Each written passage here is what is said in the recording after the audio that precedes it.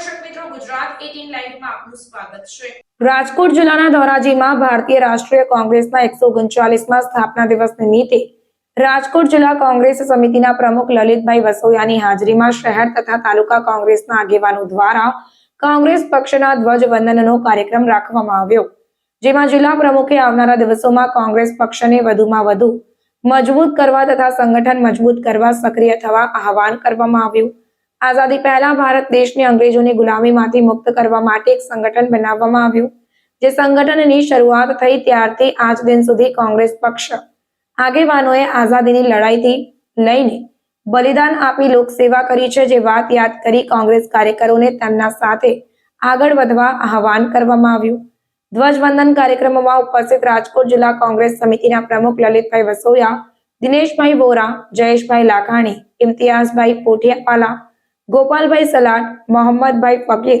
ચિરાગભાઈ વોરા, દર્શનભાઈ વગાસિયા, જય ટોપિયા, ધર્મેન્દ્રભાઈ, રાજ્યગુરુ રફીકભાઈ સંધી, ભાવેશભાઈ બાબરિયા, કાદુભાઈ સરવૈયા, અમિતભાઈ અંટાળા, બાગાભાઈ માવાણી, મગનભાઈ વગાસિયા, જગદીશભાઈ રાખોલિયા તથા કોંગ્રેસ તાલુકા અને શહેરના આગેવાનો તથા કાર્યકર્તાઓ મોટી સંખ્યામાં ઉપસ્થિત રહ્યા હતા। આઝાદી પૂર્વે આ દેશને આઝાદ કરાવવા માટે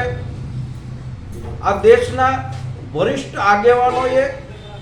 138 વર્ષ પહેલા ભારતીય રાષ્ટ્રીય કોંગ્રેસની સ્થાપના કરેલી હતી અને એ સંગઠનના માધ્યમથી આઝાદીની લડાઈમાં સૌ દેશવાસીઓને જોડ્યા હતા। દેશને આઝાદ કરાવ્યા પછી આ દેશના વિકાસ માટે કોંગ્રેસ પાર્ટી અને કોંગ્રેસ પાર્ટીના આગેવાનોએ જે સાથ અને સહયોગ આપ્યો છે, જે ભોગ આપ્યો છે, એને આજે દેશની જનતા યાદ કરે છે।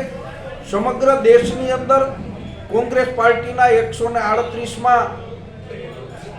સ્થાપના દિવસે સૌ ઉત્સાહ અને ઉમંગથી કોંગ્રેસના ધ્વજનું વંદન કરી અને કોંગ્રેસ પાર્ટીને ફરીથી સત્તા સ્થાને લાવવા માટેનો સંકલ્પ કર્યો છે।